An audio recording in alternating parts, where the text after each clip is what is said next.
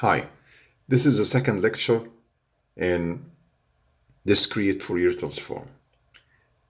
In the last lecture, we solved an easy example, and we found out that always we have e to the power minus j something, and then we convert it to cosine minus j sine. So just let's go ahead and have a formula that it will do that and it'll be easy for us. So now we look at this formula, that's the original one that we used last time. And we are going to use the fact that e to the power minus j theta is equal cosine theta minus j sine theta. If we substitute this expression here in this formula, you can split this expression into two. One real has cosine and one imaginary has the sine. All right. So now x of k can be expressed as the sum of the real part and the imaginary part. The real part called Rk, the imaginary part Ik. The real part Rk, it has two parts. There is one has cosine terms and one has constant term. Because don't forget, when you put k equals 0, always this one is gone and what's left x of 0. So we separate it here, that's x of 0. And then you start from n equal 1 to n minus 1. You have that sequence multiplied by cosine the angle, 2 pi kn over n. You don't have now anymore e to the power minus j. And the imaginary part, because you have here, the e power minus j theta is equal cosine theta minus j sine theta, so you have minus sign here. And you have the sequence and sine the same angle. And all these expression from k equals 0 to n minus 1. All right, but that's for k. For n, it's already solved here. It's from n equal 1 to n minus 1. From n equal 1 to n minus 1. And don't forget, we have a constant term when n equals 0. So let's go ahead and apply this new formula. It's not actually new, it's just to make it easy instead of doing in the middle. So you have a formula, you use it, go ahead, use it, you don't have to derive. I will take a simple example.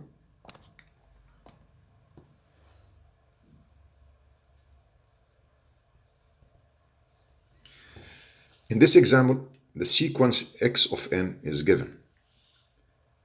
1, 2, 2, 1. And I'm going to put arrow like that.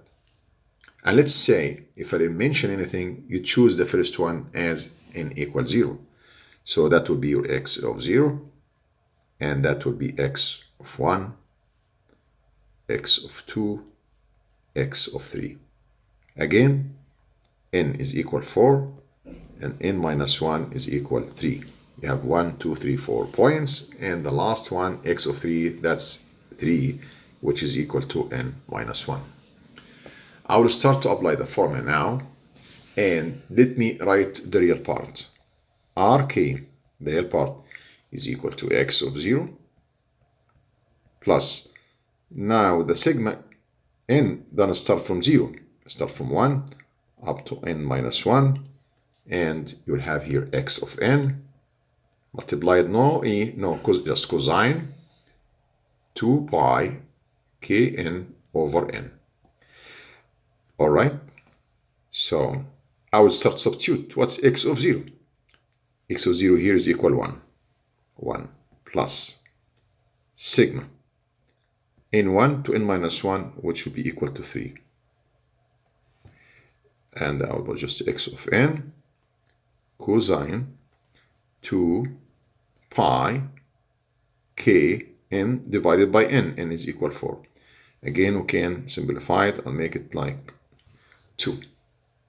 Now I'll start, say 1 plus, I substitute by the values of n. I start by n equal 1, so I have x1 cosine pi k and n is equal 1 plus x2 cosine pi k2 over 2 to cancel.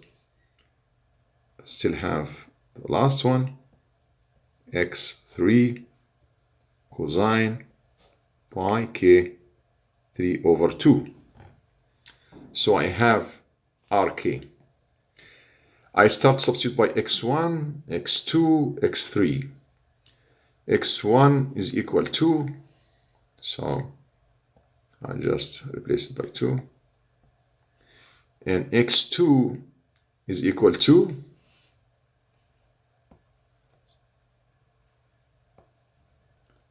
and x3 is equal 1.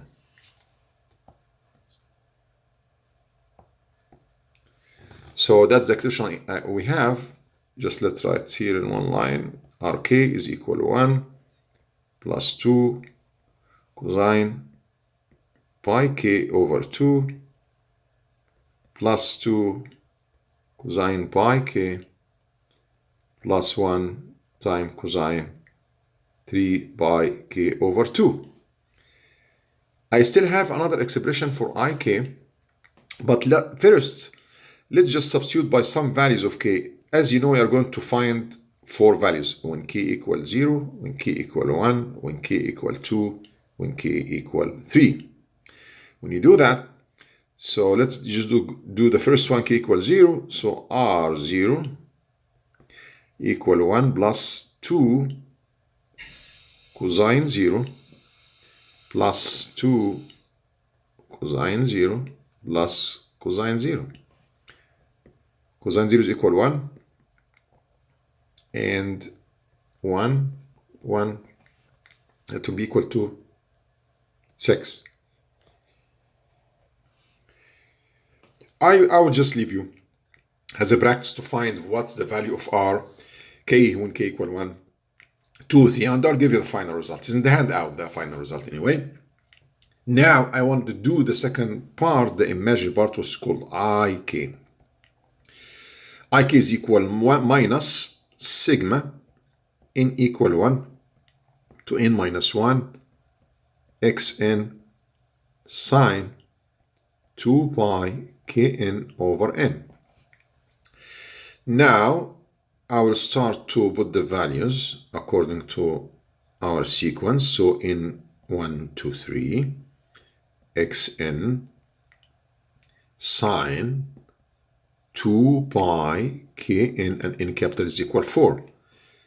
So we'll cancel this, will be 2. Just let's make it only 2 on the bottom. So that will be the expression for ik. I'm not done yet. I have minus sign here. I start substitute by the values of n, starting from n equal 1. So we have x1 sine n equal 1. So we have pi k over 2 plus x of 2. I think we don't have enough space here. Plus x2 sine 2, cancel 2, so you have pi k plus the last one, x3 sine 3 pi k over 2. So that's the expression for ik in general. I start to find the value of x1, x2, x3. x1, I believe x1 was equal to 2. So let's just replace it by 2. And x2 was equal to 2. And x3 is equal to 1. I just multiplied the values of the sequence. So that's the expression for ik. So we don't have k equals 0 here, remember? 0 only do it one time. Now we will start from 1. K here. Oh no, I'm sorry. You have from 0. I thought we were talking about n. You have from 0. Yes. So let me find I0. I have minus, and you got 2 sine, put k equals 0, and plus 2 sine 0, plus 1 sine 0, and you know sine 0 is equal 0, so just will be equal 0. Let's find 1, k equal 1. I have the same expression here. I1 will be equal to minus 2 sine, you put k equal 1, so you have pi over 2 plus 2 sine pi plus sine 3 pi over 2. That's when k equal 1. So let's find the value. Minus 2 What is sine pi over 2? Pi over 2 is like 90, and the value will be sine pi over 2 equal 1. Plus 2. What is the value of sine pi? It's 0. Plus sine 3 pi over 2 is equal minus 1. So the value now, you have minus 2 minus 1 will be minus 1. So that the value of I, 1. You got to do when k is equal 2 and k equal 3 to find the value for the real and the imaginary part.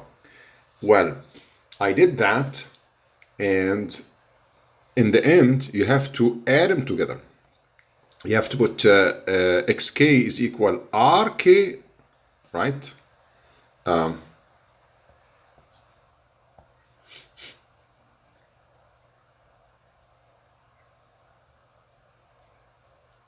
Plus jik. When I did that, these are the value. x0, when I add the real part and imaginary part together, it's 6. Only it doesn't have imaginary part. And x1, I found it equal to minus 1 minus j. x2 is equal 0, and x3 is equal minus 1 plus j. And that would be done. And you found the value for the discrete Fourier transform. Well, there is something really interesting. I mean, there is a program.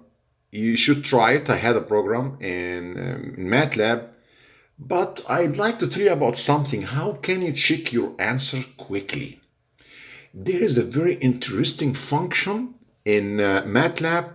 It's called fast Fourier transform of x. That's a function. This function in MATLAB, real nice. Just one command. You'll love it. Let me show you how I do it. You know the sequence that's given in the problem here? X of n, 1, 2, 2, 1. 1, 2, 2, 1. All what you're supposed to do, you open the MATLAB. Even you can do it in the command line. I mean, you don't need to make a file for it. So you write x small, just let me write x small n equal, and you write 1 space 2 space 2 space 1 semicolon. That's the first thing. Then what you're supposed to do, the second one, you write capital X small k equal, and write the function fast Fourier transform as a function of, and you put x in, that you put it there. You don't have to put semicolon because actually you want to print it. And print it. When you print it, you're going to get the result. You are going just to get the result once you do that. So really, it's an excellent one. And then you check the result when you get. I did that. I got the result. That's the way you can check your result. All right. And in next video, I'm going to do the inverse.